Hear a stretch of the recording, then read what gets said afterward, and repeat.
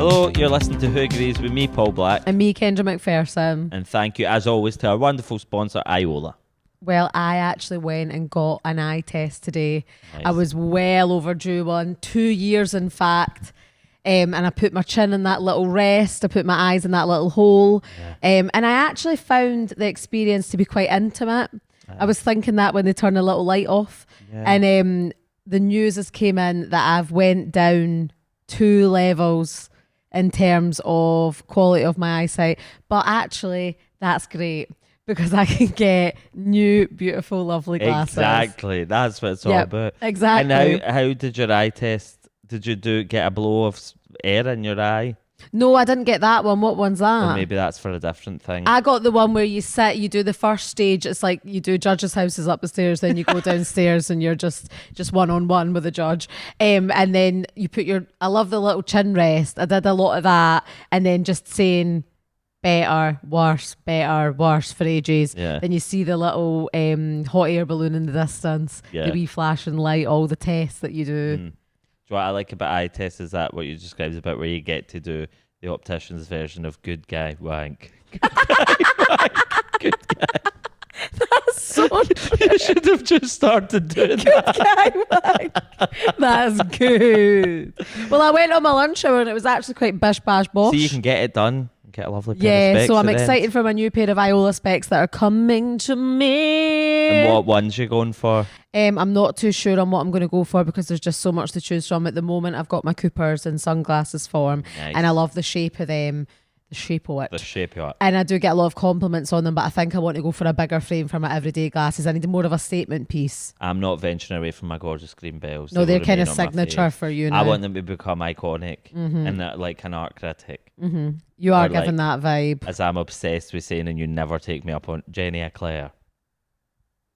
You know who Jenny Eclair is because I go, Jenny Eclair. Oh, yeah. Is this your fictitious character? Woman? No, she's a real woman and a comedian and a TV presenter, and she looks like all these glasses. That one. I do know. She looks like these ones in particular. How powerful is it to actually be more recognisable for your physical brand than your name? And what about this? Ruby Wax. Oh, of course. Yeah. Don't get me started on Fame Academy. I actually sent Kendra. No, I think she was a contestant.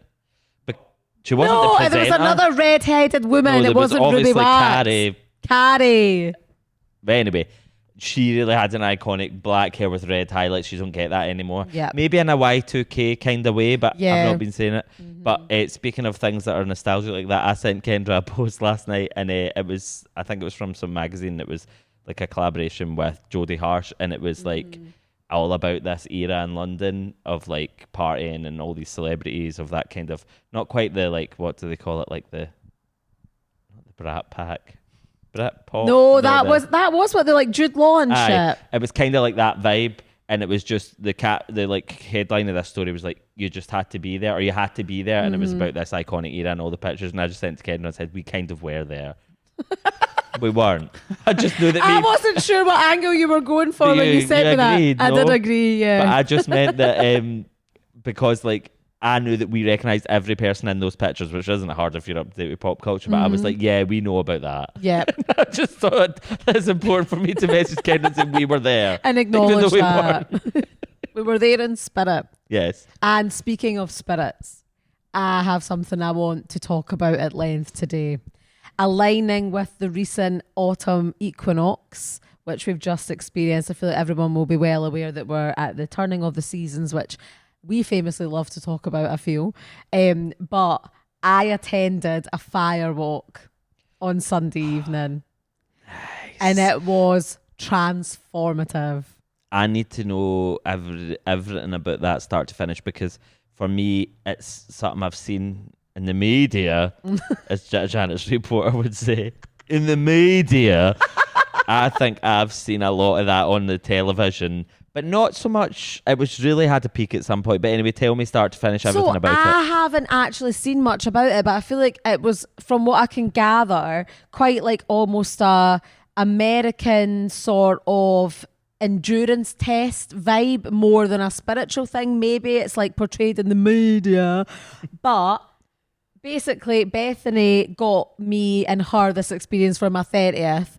And we were originally supposed to go during the summer, but she fell down what she refers to as a Japanese booby trap in Queen's Park, and she injured her foot, so we couldn't walk on fire, obviously, because of that. So it got rescheduled. Yeah. So we went on Sunday evening to a place called, I'm going to butcher this because it's an Irish Irish phrase or whatever called Tír na Nog, I think. Oh, nice. It's in Drimmen, and it's like a holistic centre, and they do loads of like treatments, and like they do kind of activities and stuff that are all very spiritual.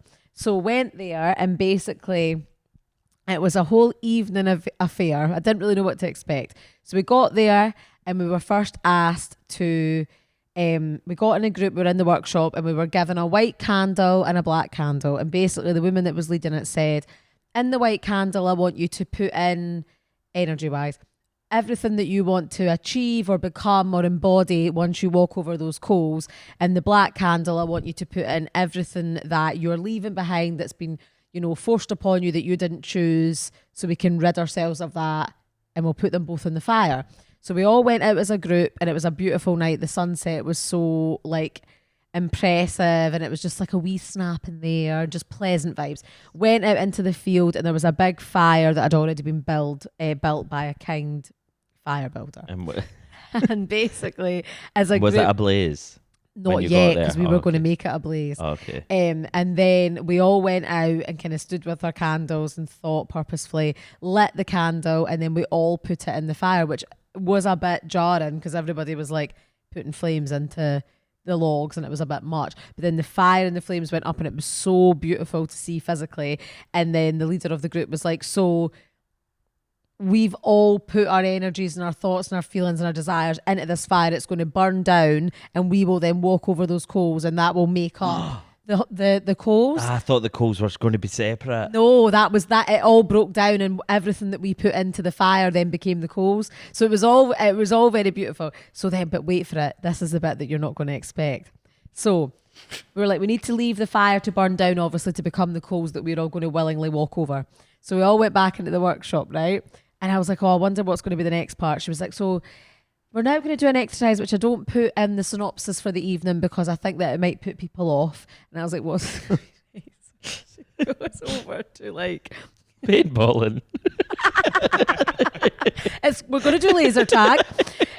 So basically she goes over to this like circular container and pulls out an arrow, right? And she's like brandishing this arrow, and she's like, so what I'm going to do is I'm going to get someone to come up, and we're going to put everything we want to leave behind into this arrow. Bear with me for this bit. I'm going to become a tree. First day at drama school, vibes. Literally. I'm going to become a tree, and you are going to place the sharp bit of the arrow here to your neck. You're going to have that sit here, and the base of the arrow is going to be pushed against, and then she brought out a canvas that resembled a tree, stay with me, that she held, and she said, you are going to, and then she told us how to position ourselves, you're going to have the arrowhead at your neck and the base of the arrow, and you're going to push as hard as you physically can against me, the tree, and we are going to break this arrow. And when you break the arrow with the power of your own body and your own breath, the rest of the group are going to chant what you need to help you support breaking this arrow, right? So I was just thinking all the things you could chant. I'll get to that. Okay. So I was like, fuck no, I'm not fucking doing that. Breaking an arrow with my fucking neck. Are you joking? That's so dangerous. Health and safety. And that's your arrow hole, I've heard you call it. Your neck. It was called your arrow rest, or something that actually has a name that's aligning with it. That's what it's for. So, that's what we were born to do. So I was like, right, there's absolutely no cunting way, pardon my French, I'm doing that. Like, that looks fucking terrifying. Like, what the fuck? So I was immediately like, no. And my immediate response was just to be refuse, right? Refuse? I can't speak refuse. So a volunteer got up initially and did it, right? A suicidal volunteer.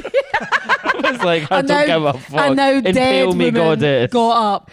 So she got up and did it, right? And I can't describe, and I know this sounds like what we were speaking about before, about being very culty and susceptible to that.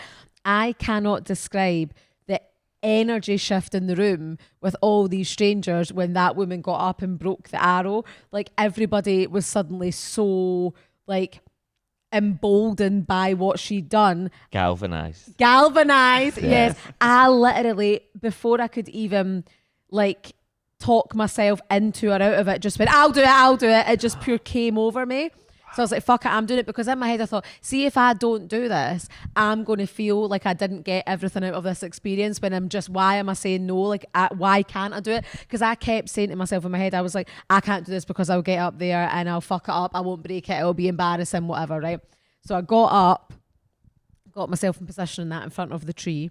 And I was like, right, what am I letting go of? So I was like, right, I need to think properly. What do I want to let go of here? And I was like, right, I want to let go of the limiting belief that I can't achieve what I want to achieve. And she was like, right, how can the group help you support? Like, how can they support you? And they chanted self-belief, right? So I then... Oh, well done. I was just about to say. And then Lorenzo pops up with a camera for content. That's Patreon content. No, but that was Patreon content, actually. It actually was. But so, like, them chanting it, I was going to say before Lorenzo said that, in what way is the chant? Is it like self-belief? But that's more a you chant. They just chanted it, and like, not that way, but there was one that's coming up, which I'm going to tell you about, which I was pissing myself at, right? So I did that. It was a fucking struggle. It was really hard. At one point I was like, this arrow's not going to break and I'm going to be really embarrassed, and also my neck is fucking sore, and also I feel like I could be dead in a minute in front of these people, but I broke it, and it was very triumphant, and I felt an incredible surge of euphoria. And the woman told me that apparently doing that and putting that pressure point on that area of your body actually it releases a natural high. Oh, so she was like, love my points. So your meridian points. So she literally went, you'll receive a natural high. Don't say first time having a natural high. And I was really happy, and I was like to Bethany, we were going to be doing this every single night in the living room, smashing arrows off each other's necks to get a natural high. So I did it, and I was really, really pleased. And was it sore? Yeah, I found it painful. And did you, like, because straight away I'm like, I don't even understand how that would work. Like, how it would break. This little, like, notch here, can you feel that there? I'm feeling my notch. It nestles there. I'm feeling my notch. It nestles nicely there, and then I'll just show you, hang on. Even putting pressure with Matt. It's not going to be on camera. You need to go. There you go. It's on camera there. Pushing like that does create the if you missed that, force. Tune into YouTube for that section. Yeah, sorry guys, sorry, I wasn't being very I wasn't tending to the audio listeners there, but you can see me do that on YouTube. I basically just the force in the breath means that the push it will snap, and everybody that went up snapped it. And it was really emotional. But there was one woman that made me so emotional because she got up and she said that she had agoraphobia, and it was honestly really emotional because you could tell that obviously even being there was a challenge for her, but she was really, really struggling to break the arrow. And I could see, because she was facing me, and I could see that the more it wasn't breaking, the more she was obviously in her head thinking, well, if I can't break this arrow, I'm not going to be able to break this like issue that I'm having. It's not going to leave me. And then it broke, and I was like, this is actually, I had goosebumps. It was so emotional. So that I actually found to be, dare say, more impactful than the later walking on coals. But what I was laughing at, and I thought of you instantly, this woman got up, right?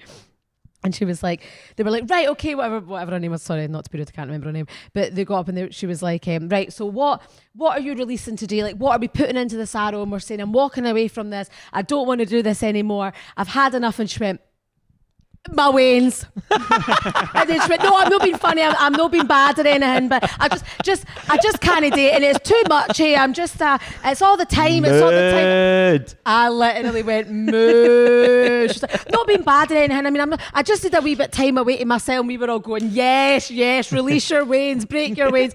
So then she released her veins, and then we all, and she was the leader of the ceremony was like, so what can the group give to you to help you release this? And she went, just do it. So we were all going, do it, do it, do it. And then it's occurring to me, what are we asking this woman to do? Release her wains. Do it, do it. Emancipate. I was pissing myself between That's that good. and then a woman in the cafe asking for a turmeric latte and some chunky chips. I was like, I'm moving here tonight. And was there like a place where you could stay? It sounds like a nice weekend. Yeah. Do you know that does sound amazing? And then let's move on to the actual The co-op. calls. So then once we'd done all that and we all felt very Nicole. invigorated. Nicole. Also, I was trying to say earlier now Nicole. when you can see me trying to formulate a me when or so and so when like joke for a punchline. I was trying so hard when you said the calls were separate. I didn't think the calls were going to be. No, I said I thought the calls would be separate, and I was trying to make some joke about Cole and Dylan Sprouse being twins. And I was like, in my head, Me when I'm genuinely, the production coordinator and I think that they need some time apart. the calls would be separate. Me when I'm the mum on, what's it called? But this Cole and Dylan I know Sprouse. it doesn't make sense, but it would be funny with this. What's the mum called? London Tipton or something? No, London's the Paris Hilton. yeah, she's What'd you call it? What about Cheryl and Ashley Cole? Yeah. Oh, nice. Me when Yeah. I'm the divorce lawyer and and Cheryl and Ashley's divorce lawyer and it hasn't went through yet. How about that? Can we rest with that? Edit that in. Yeah, okay. I think we can absolutely work with that. We The can. calls would be separate by now. Right, go. So then we went out to walk on the coals, and by this point, The calls. Ashley and Cheryl. By this point, I actually felt completely unfazed by that because of the arrow situation that had Maybe befallen that's me. their approach. Absolutely. Absolutely. So I Nicole. went out and the coals were there. They were gloaming away in the dark evening. It was really quite something. I did And see a picture and it looked beautiful.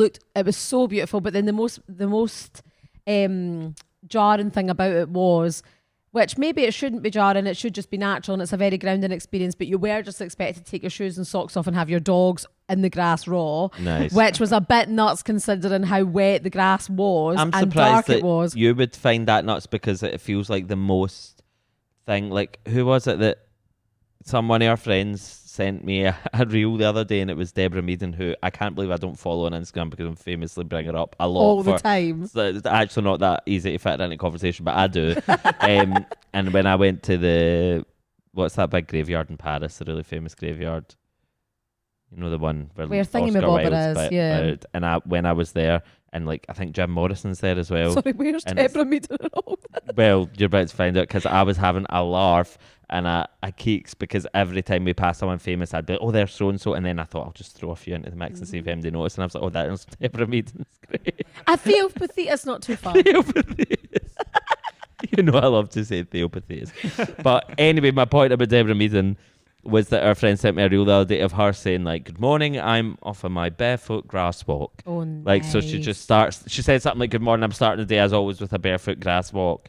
Well, I didn't find it nuts, but I get why some people would be a bit like, oh, it's dark, we can't Yeah. see anything, we're now barefoot in the grass, because And it was like, frogs and all that. well, it was very much like you knew your socks were going to be soaking, you didn't really know where your Oh, well, trainers not were. socks in the grass. That's unacceptable. Well, yeah, there wasn't like a designated area to take shoes and socks Yeah. off and then move over to Wasn't the a pit. boot room. But that's the and I don't, like we're used to. I don't really like going anywhere where there's not a boot room. To Yeah. go. It makes me feel a bit unsettled. See, at your birthday, I loved being in Why the boot was room. there a boot room at my I birthday? loved that because it was a grand manor. I know and it it was. deserved a boot room, and that appeals to me. And I thought, again, much like that would, which it shouldn't, because it should make that experience you did should make you more grounded and all that. But anything that involves like outdoorsy things that I think could happen on a farm or an estate, I often think, that's the life I want. I want to have a barber jacket and a dog Well, I remember and my boot room. near that boot room having one of the most, and I know no one will believe me, intensive vomiting episodes I've probably had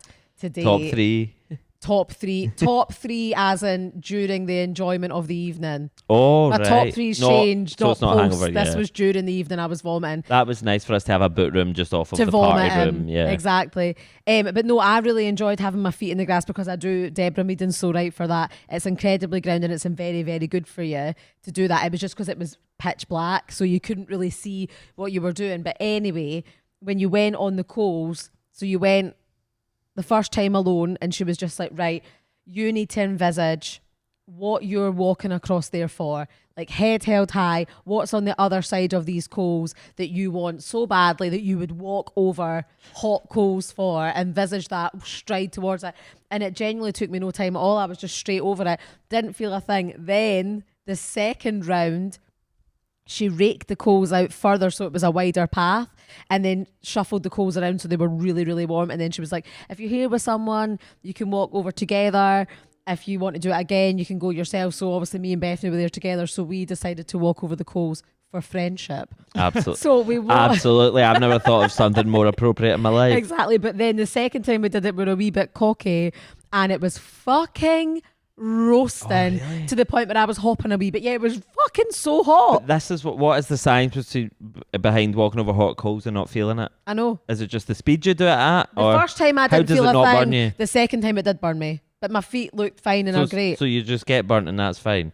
But it didn't burn. It must be something about the temperature like, that they burned it. like It was a that. bit like, ha, ooh, ha, Yeah. ha. It was like a bit like, it must be the temperature that they burned down at. There must be something scientific that's okay, because nobody there questioned a thing and everyone wanted to do it and everyone was fine. That's the beautiful thing about life, Steve. Loads of people are doing it. You go, well, it must be fine. That's exactly what I thought. Peer pressure is good. That's why Herd mentality is amazing. That's why I'd have no problem with any Bush Tucker trial, because I know that they would not put me in a position where I can die. Yeah. Do you know what I mean? Yeah, you have to They believe wouldn't that. do You that, or wouldn't else do this anything. wouldn't be You operational. wouldn't do anything. Yeah, maybe that can be used for wrong. But I would. really would like us to do it. Like, see, when I felt amazing, and I've genuinely felt amazing all week after doing it, because I felt like anything's possible now, and I also feel like I've done something that I wouldn't ordinarily do, so I feel quite empowered by that. But I really think that the next equinox or whatever befalls us, I really think we should all do it. Patreon content.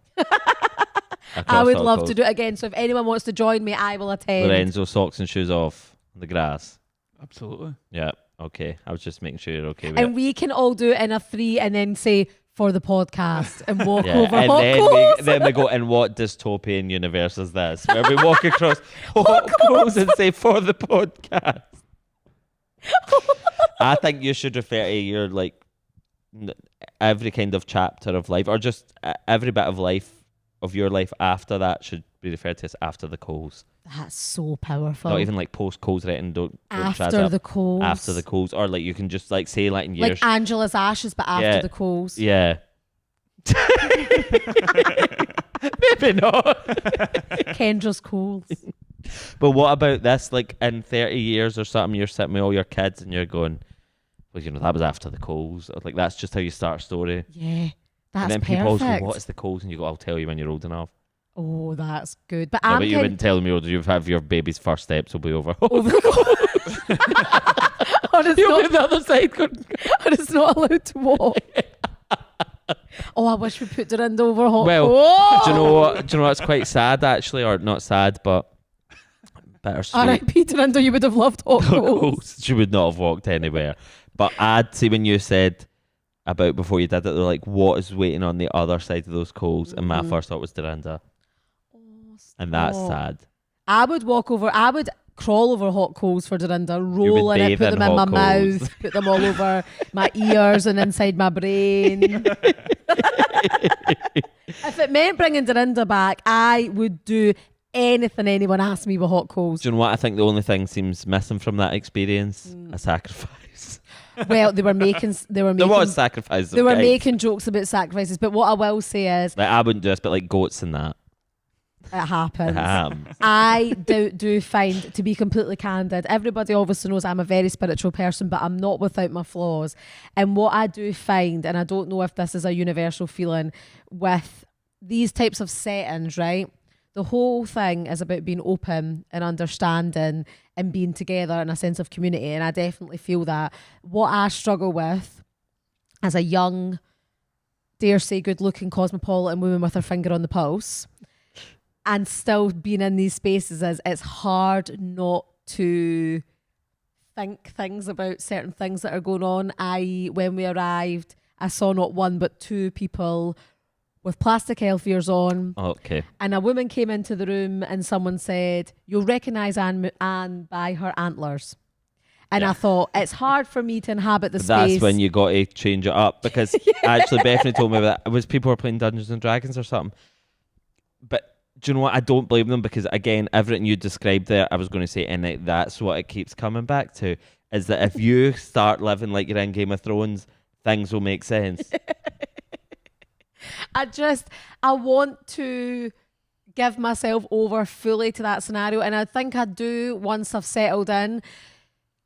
Antlers and things and elf ears and things, it's quite hard to adapt to from the off. I need a wee minute. I understand why they would be doing the Coles thing, because it fits in with their aesthetic of their cosplaying or whatever they're doing. But look, we famously need to go over it a lot of times. Absolutely. Because not even in, there's no way, I was going to say not even in a judgy way, because it is fundamentally in that way. But like now when you go, it's like anytime I've went to college or uni, which is a few times, it's the I same get thing. there straight away and I go, nah, not for me. I'm not making a friend here. I'm not making a friend here. I'm so bad for New it. job, I'm like, okay, that one person maybe, everyone else, nah, But that's it's not really happening. bad. It's like when I worked in Cineworld and I worked there for 4 minutes and I got to the staff room and they were like, on Wednesday nights we play five-a-side and Thursday nights we do a pub quiz, and then Friday nights we go to the garage, and I was like, I've been here for 2 seconds, I'm not doing any of those But also, things. don't Slow enforce down with the your cult. insane regime on me right now. I maybe don't want to do that with my co-workers, and that's fine. I know you, and I just got here. And I'm obviously not going to put myself in a position to know you by not attending and any of then these events. They nabbed me.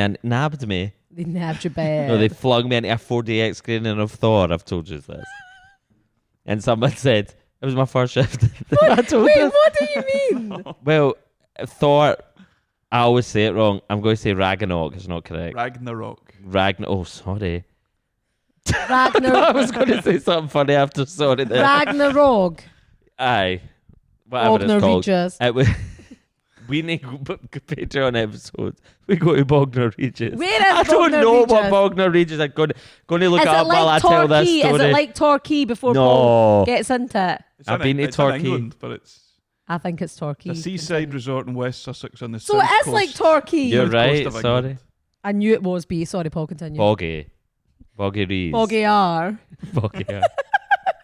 Do you know what the best thing ever? And I said it lately, and I didn't think you must have missed it when it happened to a group chat. That no, we obviously love abbreviations, and obviously like it's became a pop culture thing to say like the platitubes. That was but quite no, big. but we really do it in a really bad- go to town on them. And how we say everything's like the something in drag history, like the worst thing in drag history, or the best thing, or the first time in drag history.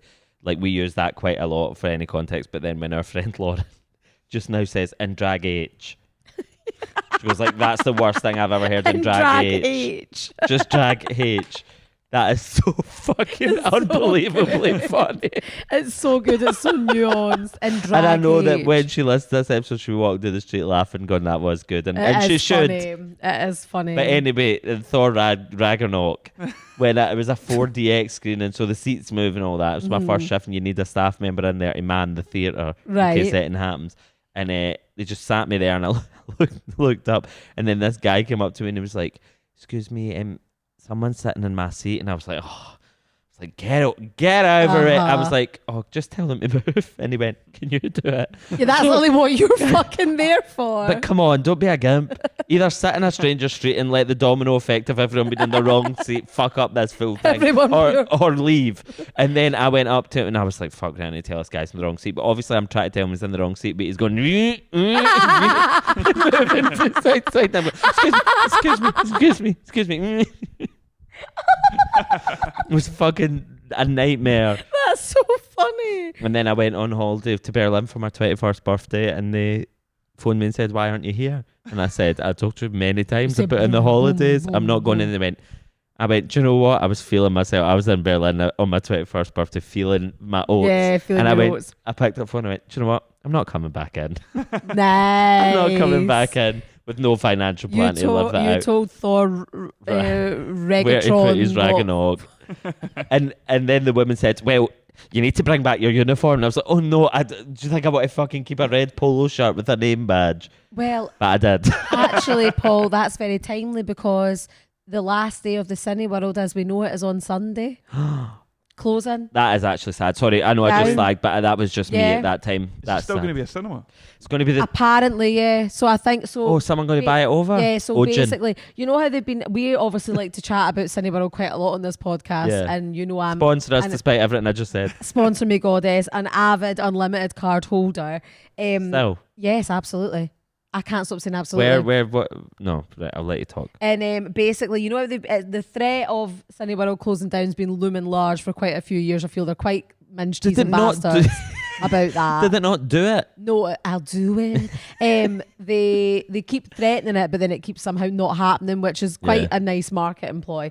But basically, this time it's for real. And the last day that they're going to trade as Cineworld up the town is on Sunday, but it's been taken over Sunday. by Omniplex, I believe, that operate in Clydebank, maybe. Oh, nice. Good. Up the They're Omniplex. an Irish company. Good for them. It's still going to be a cinema. What are you chuckling at? Sounds like an evil fake cinema corporation you've made up. It sounds like from The Simpsons. Omniplex. Yeah, or meet me at the Omniplex.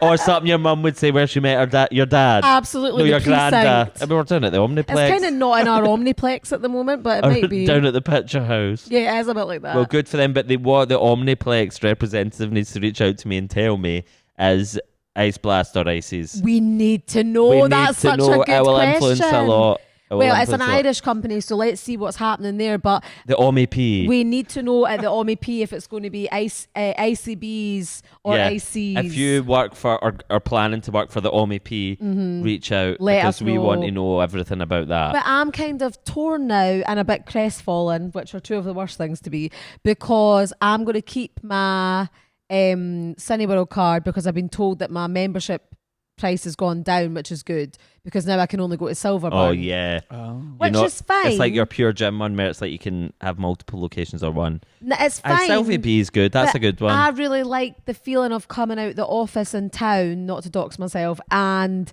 just walking into the cinema. It's a bit, I don't know, it feels a bit less cosmopolitan going to Silverburn.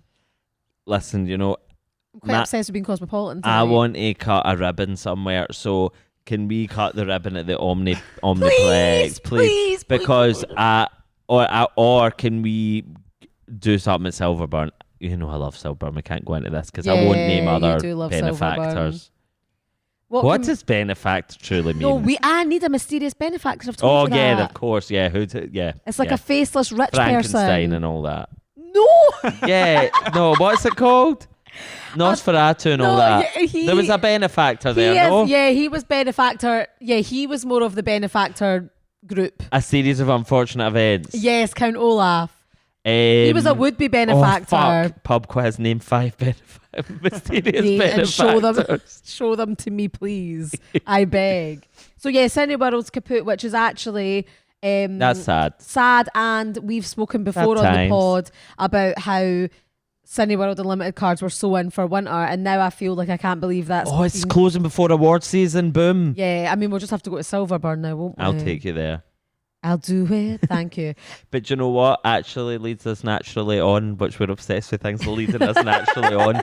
Do you know what Cineworld is a sign, closing is a sign of? What? The rapture. It's in the sacred text.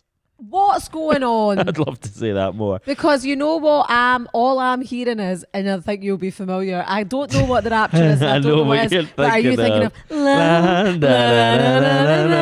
rapture tastes so sweet. That's well, what I'm actually, thinking. when it was Storm Elwyn or whatever his pass is, Storm Elspeth. We spoke about, I remember I said stop sending people to work in the rapture, and then we both went so apparently the rapture's back. But that's what not really how it works. It? It's the end of times. Who's crying? Jesus. Who's calling that shit? Well done. That's the first time you've ever sang the correct lyrics to that song ever. You always go, who's crying now? It doesn't even sound like that. Who's calling that? Did you see Drake was in Berghain? Yes. Allegedly. Tell me what the rapture is. Sorry, that's the fucking rapture. Yeah. No, but it's when Jesus rapture is indicator coming. Drake and Berghain. Sorry. Rapture. We need a rapture indicator bell, or no, like a light. Yeah, like when it's going. happening.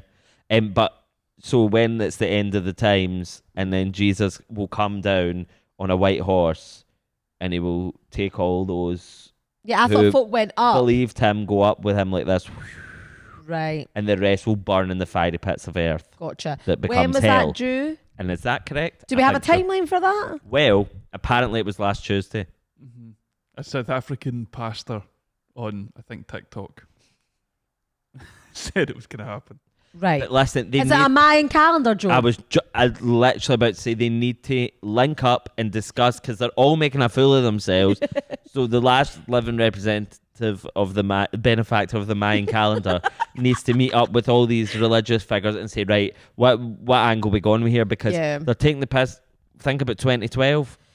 What happened with that? Came and gone fucking ages ago now. Stop, Coney. Do you know what's crazy? Coney. Religions famously don't like to link up.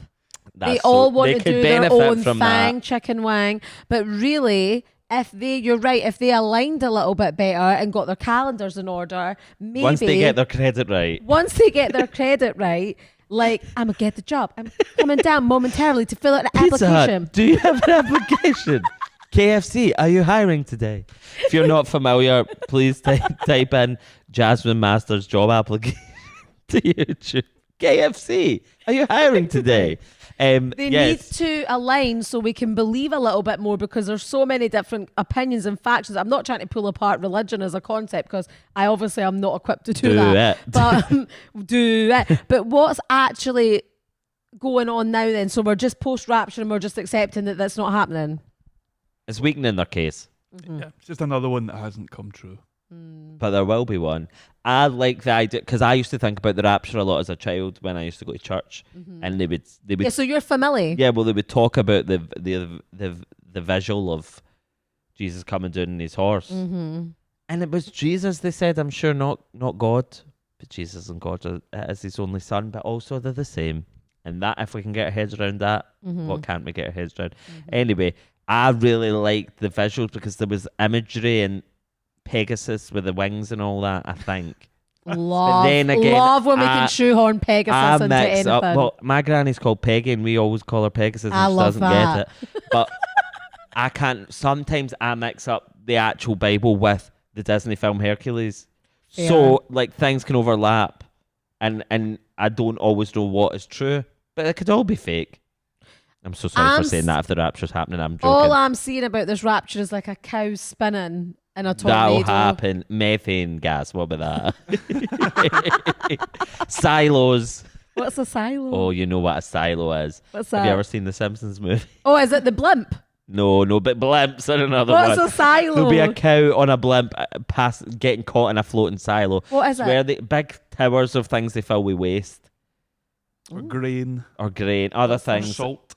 Yeah. Ooh. The silo. I just feel like... Because, you know, Homer was contributing to the pollution of Springfield and he was the final straw by something with a silo. I'm looking to Lorenzo for information, but... Is it not the river they were polluting? Aye, but there was a silo. Spider Pig? No. You just don't know anything. Of course I know Spider Pig. Do you know what? See, I know this. Don't! Do you know when I think about the Spider Pig like being something you would like Bluetooth to someone else? That makes me... I'm welling up thinking about it. That's beautiful. Spider Pig was so funny. And we need to infrared. That was the last thing that was universally funny. We need to infrared Spider Pig to each other tonight on our LG cookies before the rapture. I'm going to bring up for the 19th time my friend who's on high school. There was one guy that had the full... the full Insidious film on his Walkman. The entire film. Sony Walkman. It is Sony Walkman. No, I Walkman. But the entire film, start to finish, on a mobile screen. That's actually very impressive. Do you think he would survive the rapture? Yeah, definitely. Or at least to be entertained during it. So do you feel in any way impacted by that? Did you feel a wee bit scared? No, because I didn't know till after it didn't happen. I saw a lot of people talking about it, but I didn't actually see the source material of why we were going through this time. I do think, again, I speak about Game of Thrones, the old-timey things appealing to me, and also the Crucible. All of that is one to me in a certain way. Mm-hmm. But do you know what else it is? Hercules, obviously, the Bible. But more recently in my mind, I've realised pricking your finger on a spinning wheel and all that. Sleeping Beauty. I need to experience that. See it in Sleeping Beauty and or Snow White, because I don't know what one it is, where the prince or king is slashing down. It's Sleeping Beauty. He's slashing down those big thorny bushes to get to her, and there's like these weird green glows, and there's a big dragon. All that. Men just don't do it like that anymore. They don't. And I actually almost felt for a moment there that I was going insane when I was speaking. Because I just said 60 different things in like 10 seconds. I went, that kind of thing. The fact I'm just so accustomed and used to you speaking like that it genuinely doesn't even faze me. And I just jump on to whatever vibe you're on. Well, that's a comfort I have in you, is that I know you'll know what I mean. And even if you don't, you get the gist. Absolutely, and that is like... And if you really don't know, you just accept it. Getting the gist is more than half the battle, if it was a battle at all. Yeah. Justine Littlewood. Getting the no. That's me, Justine Littlewood. Oh, Lorenzo, you were telling me a story about the rapture earlier, weren't you? Yes, a comedian from the View, who's on The View in America.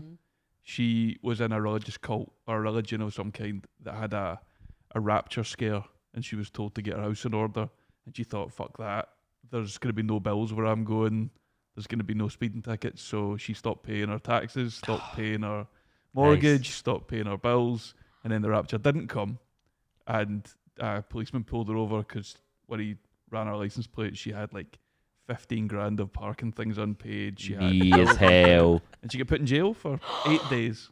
Oh, I would do it. I'll do it. I can't. I literally have never related to anything more. See, if I truly believed the rapture was coming, not only would I stop paying things, I would be doing all sorts of things. I would not be paying. And remember, this harks back to when I said, let's just stop paying. Yeah, stop the paying.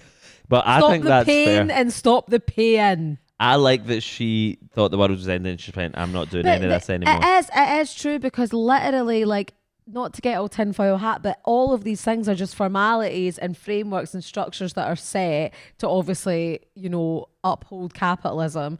But there are things, I'm not being pro-rapture here, but there are things that are absolutely bigger and greater than us. And if we just take a step out of our everyday, we will realise that these things are much, much larger than any bill or any threat or any penalty can pose on our humanity.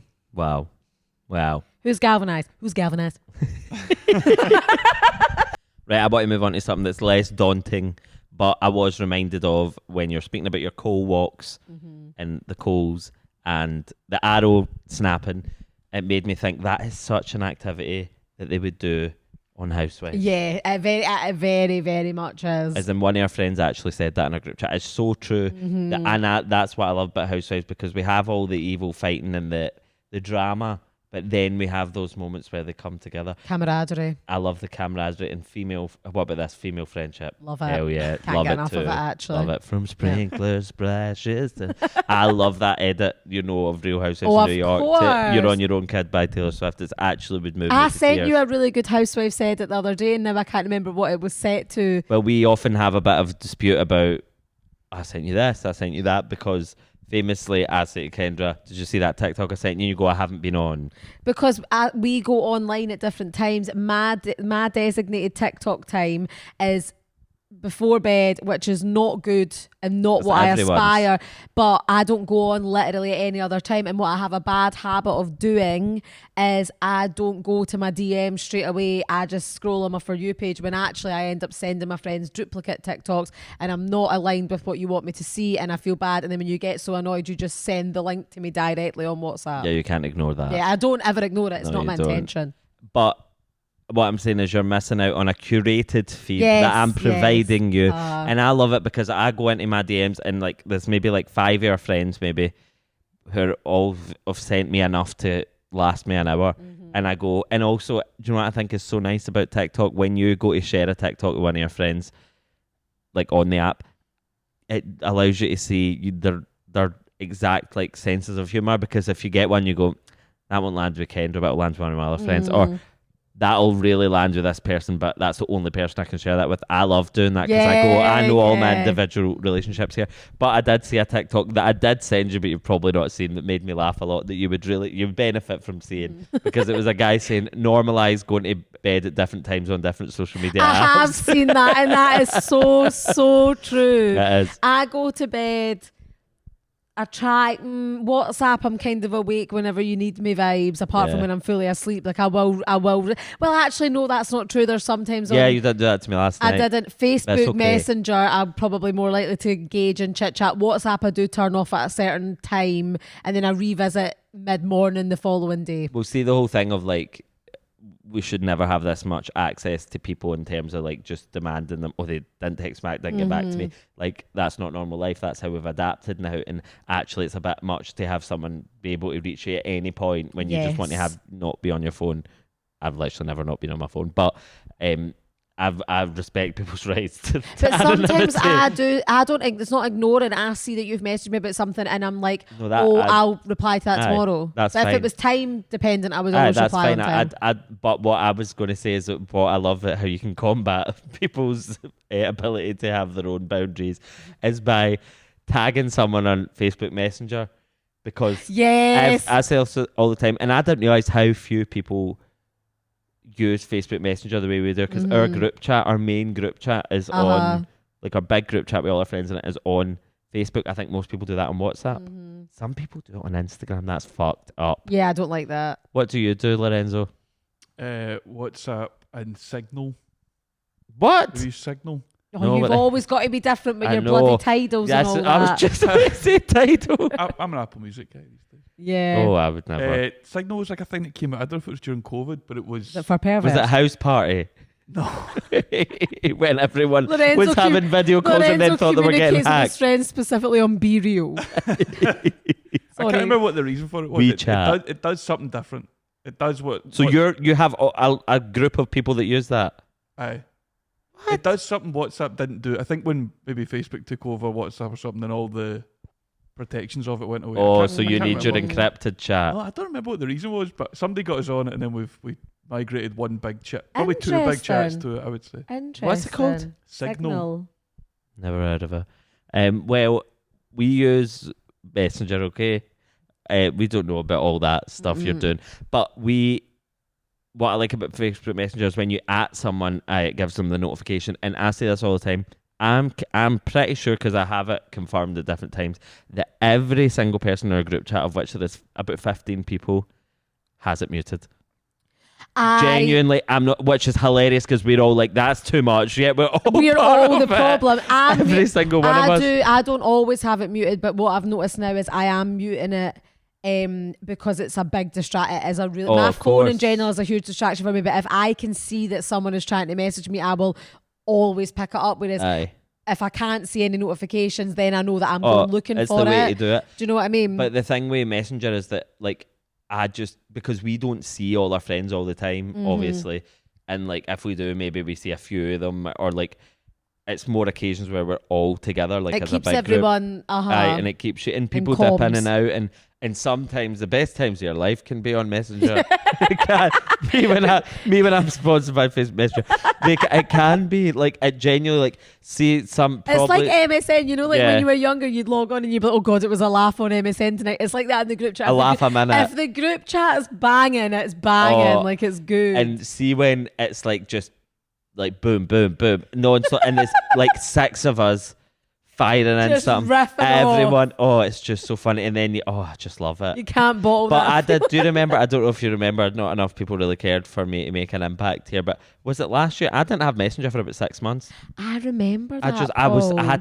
basically it was 1 week, I had this really big writing thing to do, and I was like, I will not do this because I can't be trusted to be on a computer really scary, or phone. And that's how I feel. So I just went, I need to delete it. And actually, I don't know if I deleted my Facebook. Yeah, I think it's when I had a Facebook, like, You definitely got rid of Messenger. Anyway, that I got rid of that for about 6 months, and I did think, maybe there'd be we're missing you in the group chat. No, of course you're missing. Everyone's. No, you were missing the group chat, but there was shit all. I also appreciate. No, I'm sure I told you verbally. I was proud of you for taking that step. I knew you would be reinstated. I didn't do it for attention, even that just. I know like you didn't. I've done lots of things for attention. But that was to for be seen. Your benefit. I'm aware that we didn't speak about housewives there. I know. I will. But I liked what we were talking about. But I want to just ask you quickly about what's your thoughts on Bronwyn in general. Right, I know, and again, now she's settled. I always say, if you're not a Housewives fan, I know that this might not be fun for you to listen to, but for the ones which we know there are many, yes, this is for you. Real Housewives of Salt Lake City is back, which is the greatest time of the year, right? And it signifies the turn of the season. The turn of the seasons, yes, the season of the witch and all that, and all that. And I'm so happy we've got 2 episodes now. And I just feel like it always comes out swinging. Yeah. It always comes out with a great episode. But now I will answer your question. Bronwyn. I struggled initially because I said she's given Senorita Awesome. Do you know what I mean by that? Do you know what Senorita Awesome is? Yeah. Senorita Awesome. She couldn't have been, if you don't know what that is, look up. She couldn't have been more that vibe. And the way that she constantly just raised her eyebrows, tilted her head to the side and nodded and went, she shook that bob. She did. And so they call you Bob. That was a bob, and it still is. It's even better one. Yeah. And I know you have a recent desire. Kendra's been, I think I can share this with the podcast. Yeah. Kendra's been toying with going back to her bob. And I said to her, you have all your life to have a bob. I know that's true. But anyway, I could understand why when you've seen Bobwyn. When you've seen Bronwyn's bob, I think you could pull that off. I do love her bob, I do. And I will also say, obviously she has some fashion faux pas, and her full thing has been a fashionista, right? Which comes with its faux pas, but sometimes she is serving down. She's serving shoulder. I'm shaking my shoulder. No, shaving. Oh. Close. I'm shaving my shoulders. You know what the thing about Bronwyn for me is, right? A lot of the time she does speak sense, but she just doesn't have the charisma to balance it out for me in terms of being a truly memorable housewife. I like her. I don't dislike Bronwyn. I disagree. I think she has got it now. Do you? She didn't, but now she does. I don't think, but I think I like her though. I think that I think she's quite level-headed. When she makes a misstep, she does own it. When she said about the lying about the jewellery thing, I was like, okay, you did lie. That was creepy, but you owned it. She speaks sense. She's very straightforward. I feel like as long as that husband's there, I can't buy what she's selling. I agree. There's something dark-sided with all of that. And see, the thing is, I think what I love about Salt Lake City so much, and if you haven't watched it, even if you don't watch Housewives or you watch other ones, I can't urge how much, if you start that from the beginning, you'll have nothing but like Emmy-worthy television. Absolutely, yeah. Now this is the 6th season just started. That might sound like too much to watch. It's not when you get started. The journey we've all been on. The thing is, currently, which is probably unpopular, I love them all. Every single one of them, I love. And people, I love my Whitney Rose. Everyone is divided by Whitney Rose. And I love my Whitney Rose and her healing journey. I love her so much. And I love she's been vulnerable about her failed business. She's just gone out there saying, I lost everything. She has no choice but to be vulnerable about it. Well, you say that other her people aren't man being vulnerable. though lost his job so he could mud wrestle with her on TV in a thong. That's and for love. for some reason he I also lost his it. previous marriage to be with her through circumstances. He's lost so much, but he's gained the world with Whitney Rose. And I have said we need our dad to come back that looks like Ghislaine Maxwell and Diane Sawyer. And Diane Sawyer. No, Diane Warren. Oh, sorry, who's Diane Sawyer? She's like the TV interview. Like, oh yeah, he doesn't look like her at all. You know what Diane Sawyer is? What? Crack is whack. Crack is cheap. I can believe what you feel. That actually might be the other one, but still, anyway, but that's still funny. Points still stands. But listen, Crack is whack. I will say about this season of Housewives, the first episode was Lisa Barlow, and I've been on a real journey with Lisa Barlow, ups and downs, and I think she really made it as like a real star of this franchise, right? Oh, undoubtedly.